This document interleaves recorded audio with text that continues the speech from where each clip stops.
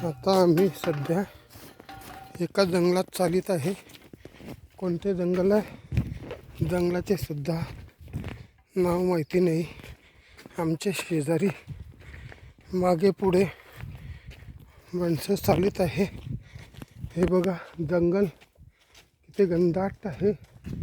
जंगल खूप मोठे आहे आणि त्यातून पायवाट करत आम्ही निघत आहे.